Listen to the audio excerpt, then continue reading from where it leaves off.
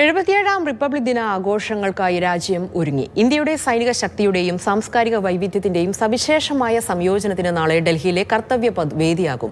Operation സിന്ദൂറിന് ശേഷം നടക്കുന്ന ആദ്യ റിപ്പബ്ലിക് ദിന പരേഡിൽ യുദ്ധവേഷത്തിൽ സൈനികർ അണിനിരക്കുന്ന പരിപാടിയും നടക്കും. റിപ്പബ്ലിക് ദിന പരേഡിന്റെ പശ്ചാത്തലത്തിൽ ഡൽഹിയിൽ കനത്ത സുരക്ഷയാണ് ഒരുക്കിയിരിക്കുന്നത്. 77ാം റിപ്പബ്ലിക് ദിന ആഘോഷങ്ങൾക്കുള്ള എല്ലാ ഒരുക്കങ്ങളും ഡൽഹിയിൽ പൂർത്തിയായി വരികയാണ്. പ്രതിരോധ മന്ത്രാലയമാണ് ഈ റിപ്പബ്ലിക് ദിന ആഘോഷങ്ങൾക്കുള്ള എല്ലാ തയ്യാറെടുപ്പുകളും നടത്തുന്നത്. എന്നോടൊപ്പം ഇപ്പോൾ ഉള്ളത് പ്രതിരോധ മന്ത്രാലയത്തിൻ്റെ വക്താവാണ് സൂരജ് സാറാണ്. സൂരജ് സർ, എന്താണ് ഇത്തവണത്തെ പ്രത്യേകത?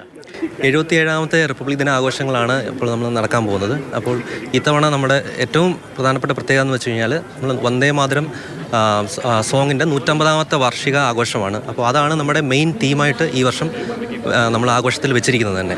അപ്പോൾ നമുക്ക് ഇതിനകത്ത് 30 ടാബ്ലോസ് വരുന്നുണ്ട്. 17 സ്റ്റേറ്റ്സിൻ്റെയും 13 ഡിപ്പാർട്ട്മെൻറ്റ്സിൻ്റെയും ടാബ്ലോസ് വരുന്നുണ്ട്.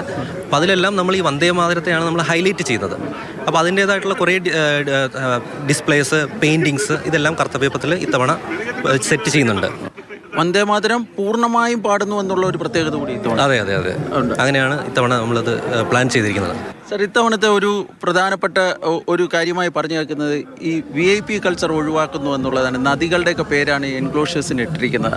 അതുമായി ബന്ധപ്പെട്ട കൂടുതൽ വിശദാംശങ്ങൾ. അതൊരു പുതിയൊരു മാറ്റം ഇത്തവണ വരുത്തിയിട്ടുണ്ട്. V1, V2 എന്നുള്ള VIP എൻക്ലോഷേഴ്സിന് പകരം നമ്മളെല്ലാം നദികളുടെ പേരാണ്. ഗംഗ, യമുന, സത്ലജ്, ബിയാസ് അങ്ങനെയുള്ള ഇന്ത്യൻ റിവേഴ്സിൻ്റെ പേരാണ് ഇത്തവണ നമ്മൾ ഇട്ടിരിക്കുന്നത്.